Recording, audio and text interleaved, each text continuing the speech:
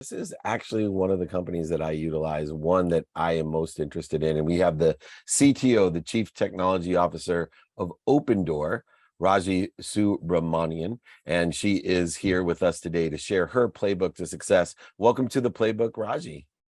Oh, thank you. And it's great to be here and very excited to be sharing some of the learnings that I've had through my life. Well, a marketplace, especially in home buying, residential home buying, is significantly interesting to me because I always wonder, I've been in real estate a long time, and I've made and lost more money than most people in real estate. And I finally have figured out some sort of recognition of the cycles of sales.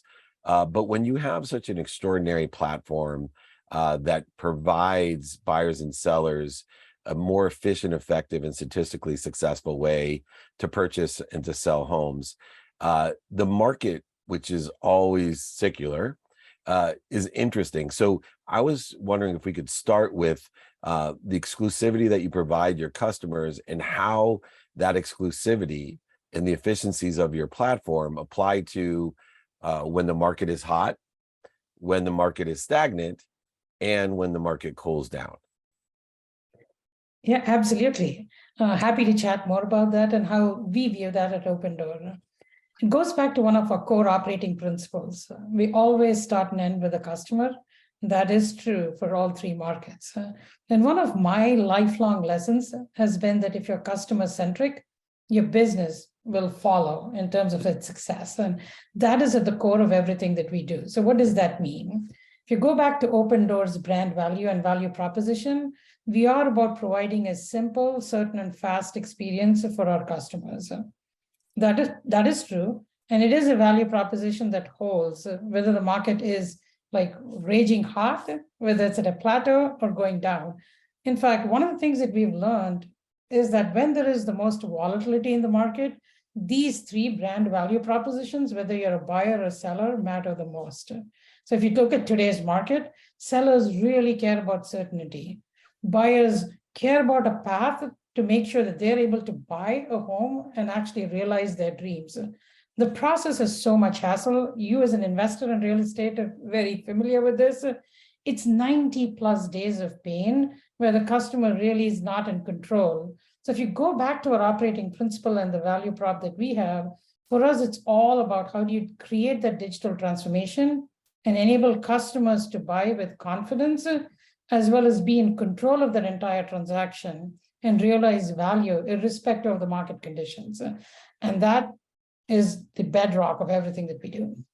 And non-determinative upon any of the market conditions, when you provide that to the buyers, it obviously benefits the sellers as well, because that efficiency and certainty is applicable with value in both directions. Now, you have Opendoor exclusives in August, and then you have a new Opendoor finance app in June as well. You have a host of these new products. How do you determine what value or what is next in the suite of products? Is it determined by where you think the market is going, or being such a customer-centric company, is it surveying and understanding and learning from the customer base? Again, it's always working back from the customer. We believe that is the foundation that we work with. So for us, if you go back and look at it, I love how you kind of mentioned that when you provide that certainty, it's true for sellers as well as buyers. If you look at an Opendoor customer, every seller for the most part is also a buyer. And that's kind of where we start. And if you look at what we're trying to do, Opendoor has this incredible product that we've been able to offer our sellers. Our sellers today can get an offer in minutes. And this is from our proprietary pricing algorithms that we have in the platform that we've built. We close faster than the market, and we are in 50 plus markets today. So if you now take that and we close the loop between the seller and the buyer, it is about making sure that our value proposition works and gives customers that continuum. And that's where we are completely focused. We give our sellers that ability to buy in a simple, certain, and fast way. We actually sell in a simple, certain, and fast way. We're doing the same thing for our buyers. So a lot of our product is about how do you create that platform where we can seat many products both for our sellers and buyers. Exclusives is just one example. Finance is just another example. The second part of the journey that we're going through is to do real estate at scale. You've been through that process. It's a highly fragmented industry, and there's a reason why it's fragmented. It's because if you go under the covers, the entire fulfillment engine is not yet digitized. And a lot of the work that we're doing is to power that platform, which can operate at scale.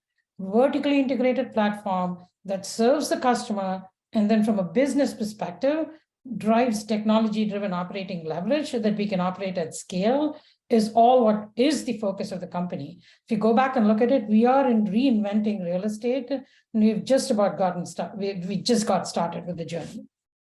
Yeah, and there's so many nuances when we talk about certainty. And as you know, in home buying and car buying, perception of price is a critical uncertainty because we always feel like, and this is true, by the way, I'm a lawyer. This is true. One of the difficulties I see with, the profession of law is that if you win a case, your client always thinks they could have gotten more. And, God forbid you lose a case. They're never happy.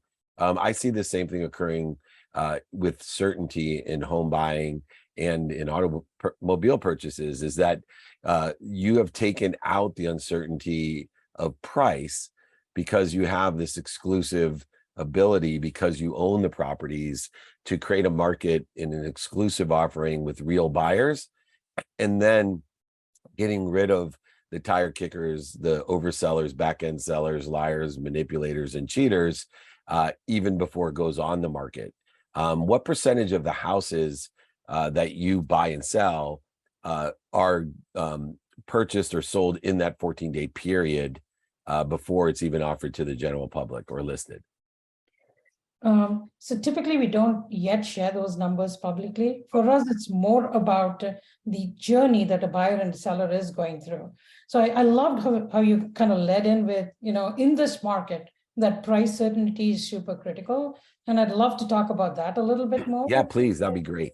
If you look at the journey, you kind of hit the nail on the head when you talked about the uncertainty and the perception that exists with the price. And that's what's been the journey about Opendoor.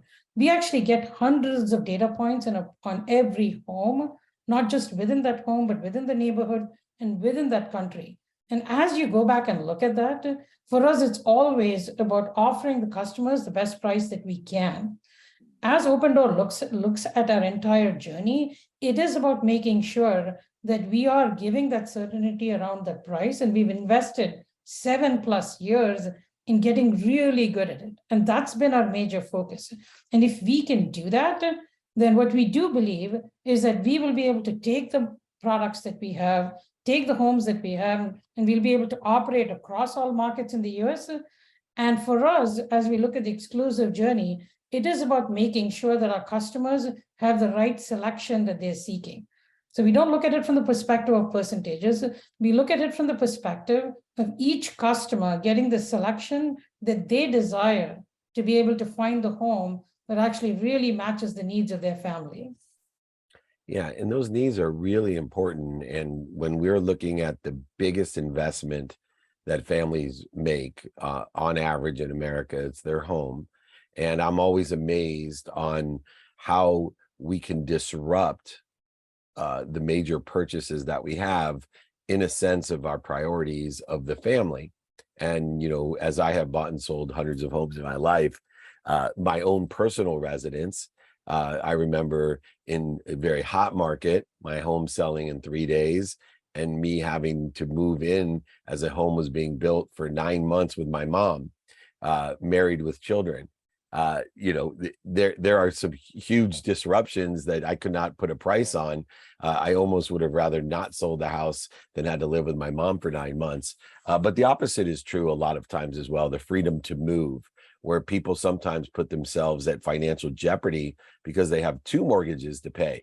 And they really don't have that certainty. What are, some of these intangible values that have disrupted families for years that Opendoor resolves emotionally, beyond giving, a fair assessment and fast price, that is, one in which becomes more profitable because people don't realize how much repairs, how much time, all the things that are involved when your house doesn't sell or sells too quickly. I love the example that you gave because so many of our customers share that same example with us. Anyone who's bought and sold a home, it is a painful experience, and there's multiple months where the process itself is filled with hassle. It also disrupts life. In many ways, you'll find that life stops when a homeowner is going through that journey, and they actually have to build their life around the process that they're going through in the process of selling and buying homes. Opendoor's philosophy is that life should not stop. In fact, we should enable our homeowners to be able to transition between homes without that hassle and in a very certain way. So some of the things that we definitely help our customers with is, one, we make sure that they have the notion of price fairly early on. It really helps our customers, mainly because they can use that to determine which home they want to buy. Now, once they have gone through that piece of the journey, it is about making sure that the timing is aligned. That's where Opendoor comes in a big way, because as you look at any journey that our sellers and buyers are making, like simple things like when do you move can be coordinated so that you can tie in and you can make your move process and your buying and selling process work for your life. And if you look at the value propositions that we actually come in with, it's about that speed of price that we give. It is about making sure that we make the process simple by coordinating move dates, so by bringing in financing, by taking care of the entire process, and also making it less anxious for homeowners to buy a home. So customers can today sell and buy all within one experience, and that experience is disjointed if you look at the real estate industry. And we are stitching that selling and buying experience together, and there is a lot more to come in terms of what we're doing there. And with that stitching, intertwined is, of course, technology. And although you sound like an extremely savvy CEO or COO, you're actually the CTO. And I love when a CTO has the business or critical business issues tied into the technology, which I think is, part and parcel to Opendoor's extreme success. And how do you see, as a expert in technology, the new wave of technology? We're only as good as the backbone of the platform. And obviously with Web3, there's a lot of capabilities applicable to residential home buying and selling with fractionalized ownership and title, the chain of ownership, and a variety of authentication processes that are involved.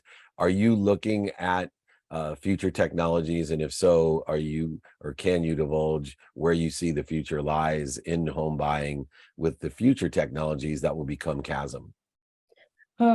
Absolutely. And I kind of liked how you kind of led with the roles that each individual plays. And as a CTO, if you were to ask me, what's the role of technology in any company? I think engineering is a means to an end.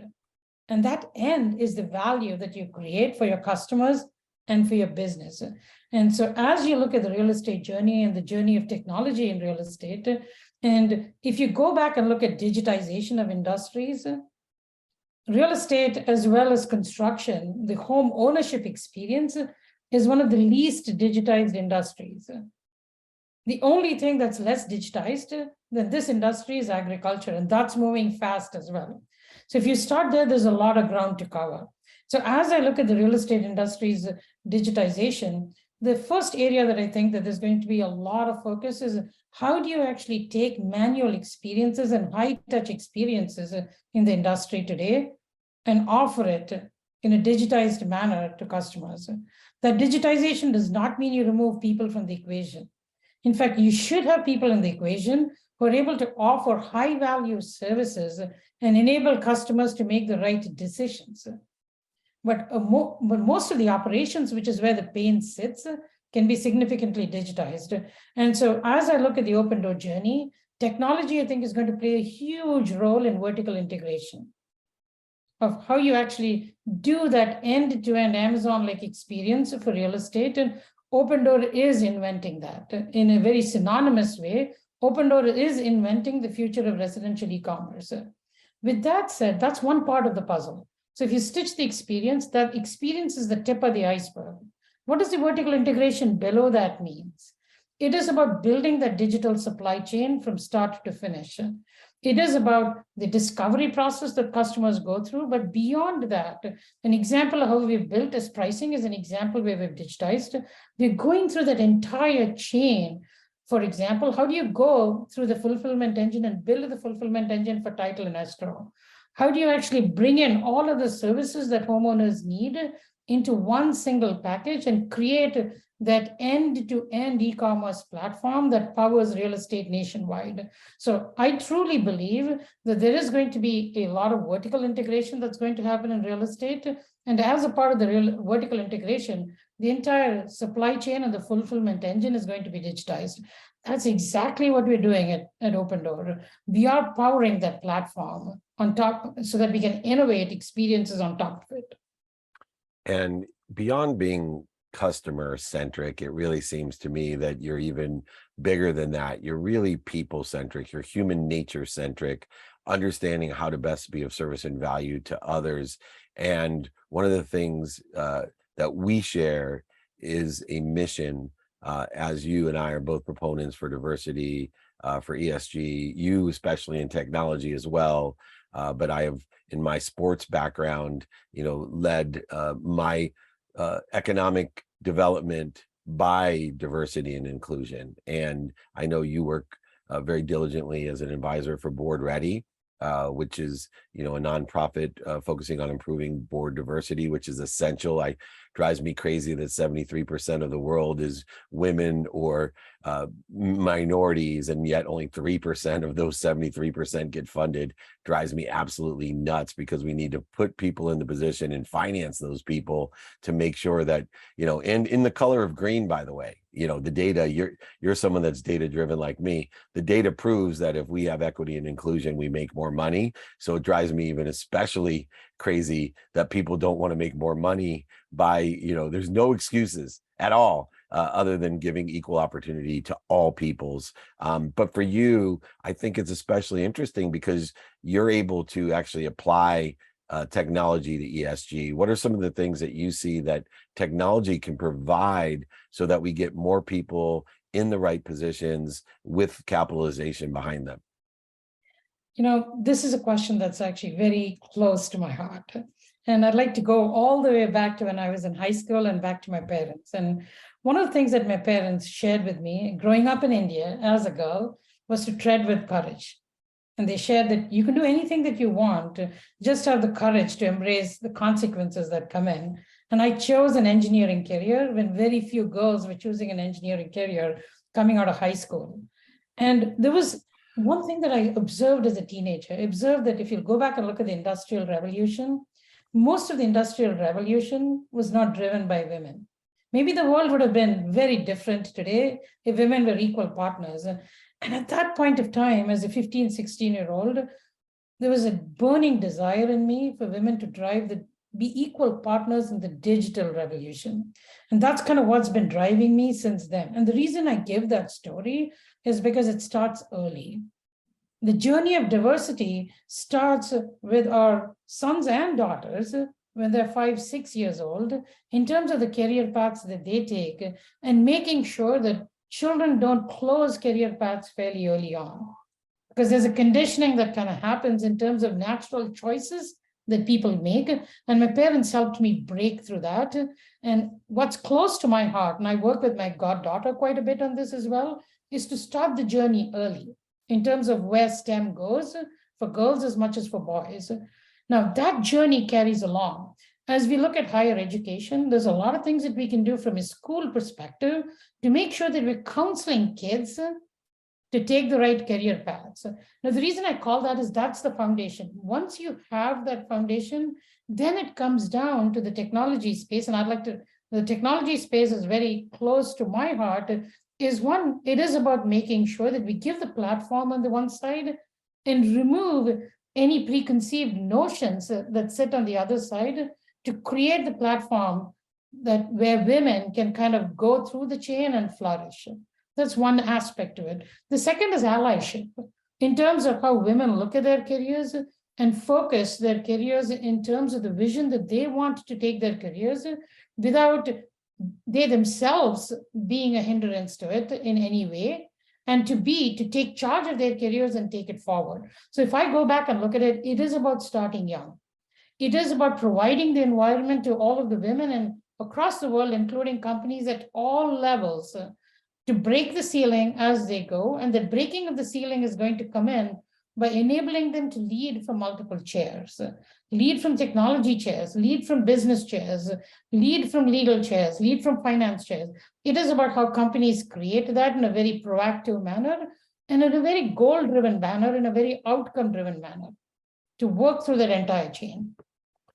You're an incredible woman, and I love that perspective, as I have 3 daughters and a 12-year-old son, to start them early to do their best, learn lessons, and have fun, and to pursue what they want, not what other people want for them, what's missing or what they don't have, but understanding that we are all planting seeds under trees that even we may never sit under, but yet will change or impact the entire world, which is what you're doing as a leader and your company as well, in a very much needed space as far as technology goes, in residential real estate. Opendoor leading the way, not just customer centric, human nature and people centric, really creating more value for us in the most important and biggest purchase of most of our lives, especially here in America. Raji Subramanian, thank you so much, the CTO of Opendoor, for joining me, Dave Meltzer, here on Entrepreneurs, the Playbook.